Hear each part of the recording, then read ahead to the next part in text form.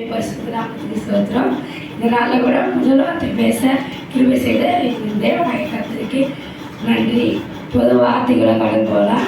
லூக்கா 23:34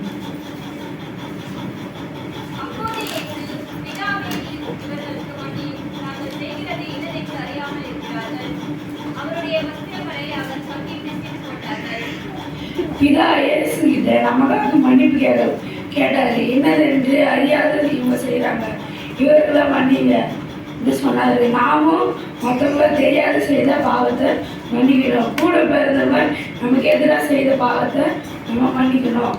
உங்களுக்கு துரோகம் செய்தவரை மன்னிக்கணும். அந்த சிலுவையின் பாடுகளை கூட காட்டி கொடுத்தவனை மன்னித்தாரு, மூஞ்சில் காய் துப்புன மன்னித்தாரு, முள்மூடி அடித்தவனை மன்னித்தாரு, சிலுவையில் அவரை அடித்தவனை மன்னித்தாரு, அவருடைய வஸ்திரங்களை சீட்டு போட்டு பங்கிட்டவர்களை இயேசு மன்னித்தாரு.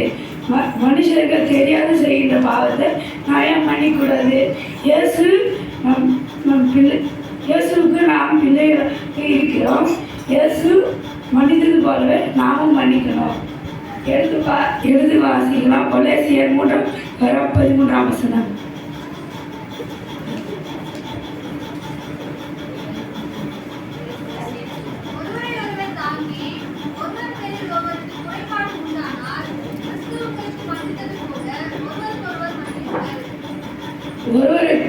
ஒருவருக்கு குறைபாடு உண்டானால் கிறிஸ்து உங்களுக்கு மன்னித்தது போலவே நீங்கள் எல்லாருக்கும் மன்னிங்க. அப்பொழுது உங்கள் பாவம் உங்களுக்கு மன்னிக்கப்படும்.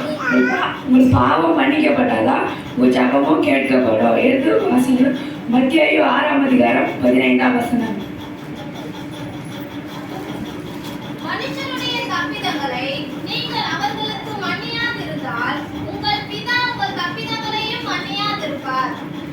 மனுஷனுடைய தப்பிதங்களை நீங்கள் மன்னிச்சா உங்கள் பாவத்தை பிதா உங்களுக்கு மன்னிப்பார்.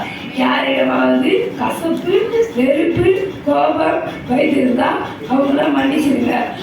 ஒரு இடத்துல மன்னிப்பு இருந்தால் தான் அந்த இடத்துல சமாதானம் இருக்கும். கடனாளிக்கு நீங்கள் மன்னித்தாதான் உங்கள் கடன்களை இயேசு மன்னிப்பார். உங்கள் சகோதரர் உங்களுக்கு விரோதமாக பாவம் செஞ்சுதான் அதை நீங்கள் மன்னிக்கணும். மன்னிச்சாதான் உங்கள் காணிக்கை உங்களுக்கு அங்கீகரிக்கப்படும். இயேசுக்காக எல்லாத்தையும் விட்டுடுங்க. இயேசுவை யாருக்கிட்டையும் விட்டு கொடுக்காதீங்க. கர்த்தர் தாமே இந்த வார்த்தைகளை ஆசீர்வதிப்பாராக. ஆமென்.